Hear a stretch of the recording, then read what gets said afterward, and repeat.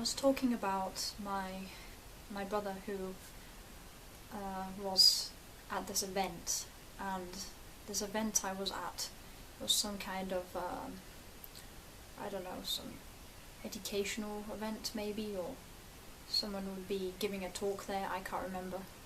But it was right next to where I lived in this temporary accommodation, and I think this is also where he went to do extracurricular courses there, this building he was at, and also the same building where my dad taught,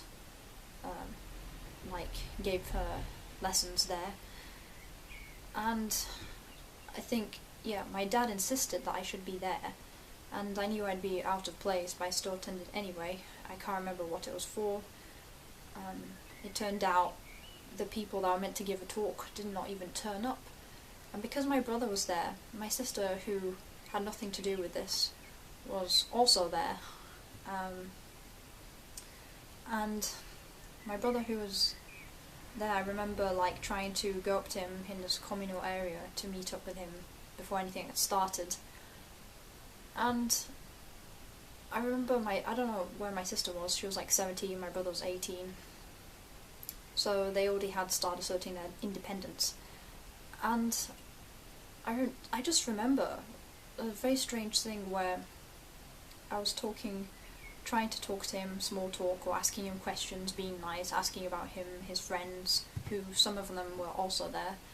And the minute his friends or classmates weren't there, I ended up, I noticed it was like the mask had been taken off, and he literally out of the blue turned around to me for absolutely no reason with a smirk on his face. I hadn't done anything. Literally said, "You disgust me." And then he said, "No offense, but can you get away from me because you're embarrassing me?" And he was talking to me like I stunk of manure. I thought, oh, well, maybe he's just being a younger teasing brother, but even in most dysfunctional sibling relationships, this was beyond teasing. This was just flat out insulting. And I didn't know how to react, and I don't know if I asked him why, which would have been a dumb question to ask, but I think I walked away, and before I walked away, I think he looked towards my sister, who was talking to one of his friends, and he then came up to me, he did not come up to me, but she was looking at my brother, and my brother then said something along the lines of implying that my sister was his favourite, or something silly like that. I didn't take it personally, that part, but just the way they reacted towards each other seemed icky. I cannot explain it. I understood when they were children they became quite close, but the only time they were close a lot of the time was so they could destroy my belongings together as small children.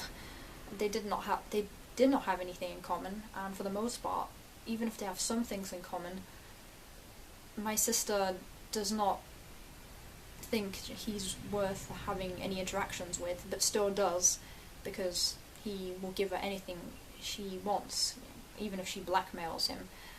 And I just find it strange that he reacted like that at this event where my dad was as well, somewhere around anyway.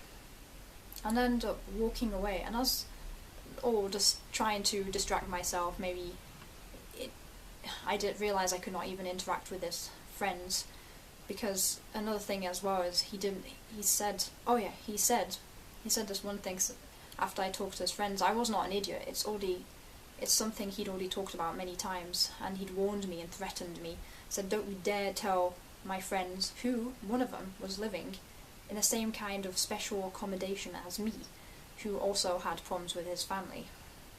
So he was kind of an orphan, and he was a bit older than my brother, so halfway between my age and halfway between my brother's age, and he obviously reacted a bit, he was nice to me, but he did not realise we were related because of the racial differences.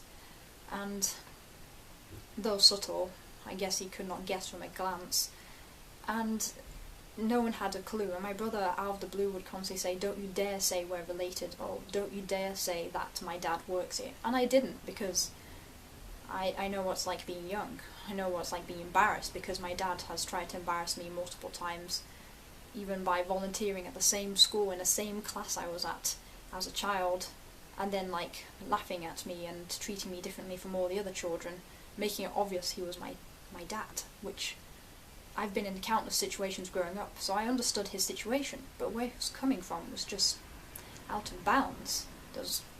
I did not know how to react, because there's no way for me to react.